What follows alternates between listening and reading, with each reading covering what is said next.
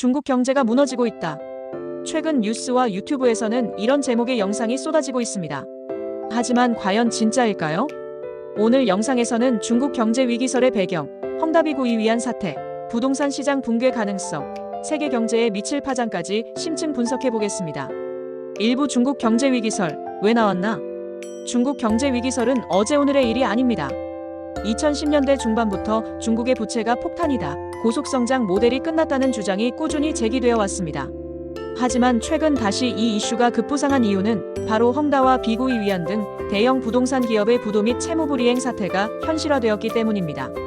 중국 GDP의 약 30%를 차지하는 부동산 산업이 흔들린다는 것은 중국 경제 전반의 위기로 직결됩니다. 2부 헝다그룹 사태의 전말.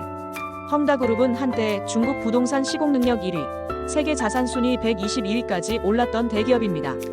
그러나 무리한 외형 확장과 과도한 차입으로 인해 2021년부터 유동성 위기에 빠졌고 결국 2023년 1월 홍콩 법원에서 청산 명령을 받았습니다. 청산 규모는 무려 2,800억 달러 약 380조 원.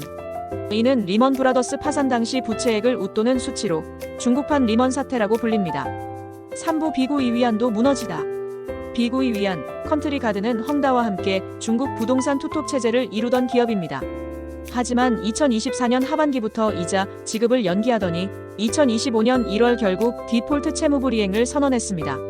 비구이 위안의 채무 규모는 헝다와 비슷하거나 더 클 것으로 평가되며 300개 이상의 도시에서 아파트 건설이 중단된 상태입니다. 이는 지방정부 재정, 협력 중소건설사, 노동자, 심지어 은행과 보험사까지 연쇄 충격을 줄 수 있는 상황입니다. 4부 중국 부동산 모델의 한계. 중국 부동산 기업들은 선분양 마이너스 후건설 마이너스 고차입 구조로 성장했습니다. 쉽게 말해 아파트 분양대금을 받아 다른 지역 토지를 매입하는 방식입니다. 하지만 정부가 2020년부터 3대 레드라인 규제를 시행하면서 대출이 막혔고 동시에 출산율 저하, 도시 인구 증가 둔화로 수요마저 꺾였습니다. 이로 인해 미분양 물량은 사상 최고치를 경신했고 2025년 현재 약 7억 미터제곱, 아파트 500만 세대 이상이 재고 상태로 남아있는 것으로 추정됩니다. 5부 중국 정부의 대응. 중국 중앙정부는 헝다 사태 이후 직접적인 구제금융보다는 지방정부와 은행을 통한 제한적 지원 정책을 선택했습니다. 예를 들어 완공 중단 단지를 국유 부동산사나 지방개발공사에서 인수해 완공을 유도하는 방식입니다.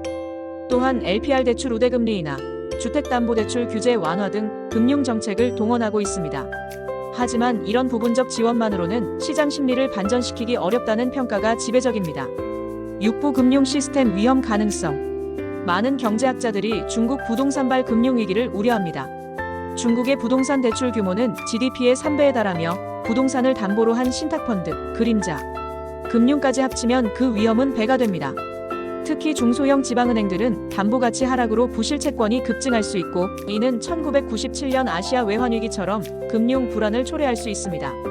7부 세계 경제에 미칠 영향. 중국 경제가 휘청이면 글로벌 공급망과 무역에 직접적인 타격이 갑니다. 첫째, 원자재 가격 하락. 중국은 세계 최대 철강, 시멘트, 구리 소비국입니다. 부동산 경기 침체는 원자재 수요를 감소시켜 가격을 하락시킬 것입니다. 둘째, 한국 수출 감소. 한국은 전체 수출의 25% 이상을 중국에 의존하고 있습니다. 특히 기계, 철강, 화학, 디스플레이, 배터리 소재 수출이 급감할 수 있습니다. 셋째, 금융시장 변동성 확대.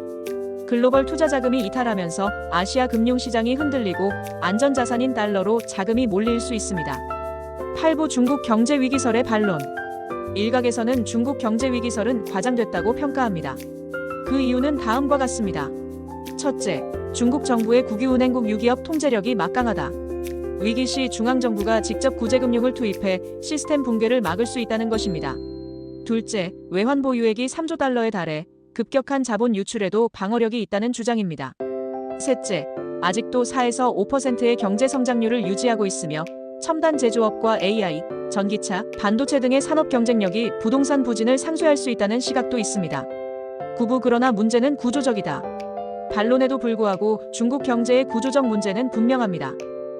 부동산 중심의 성장 모델 붕괴, 저출산 고령화에 따른 내수 감소, 미중 갈등 장기화로 수출 둔화.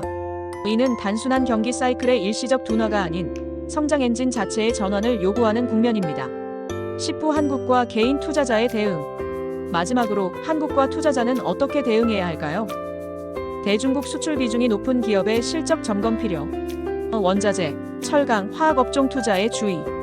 글로벌 경기 둔화 가능성에 따른 달러, 금 같은 안전자산 비중 확대 검토. 장기적으로는 중국 내수 회복과 친환경, AI, 반도체, 배터리 분야의 구조적 성장주를 선별 투자. 중국 경제 위기설, 단순한 공포 마케팅일까요? 아니면 진짜 위기의 전조일까요? 답은 아직 알 수 없습니다. 그러나 분명한 것은 중국 경제의 변화가 한국 경제, 나아가 세계 경제에 큰 파장을 미칠 수 있다는 사실입니다. 오늘도 끝까지 시청해주셔서 감사합니다. 이 내용이 도움이 되셨다면 좋아요와 구독 부탁드립니다. 여러분의 의견은 댓글로 남겨주세요.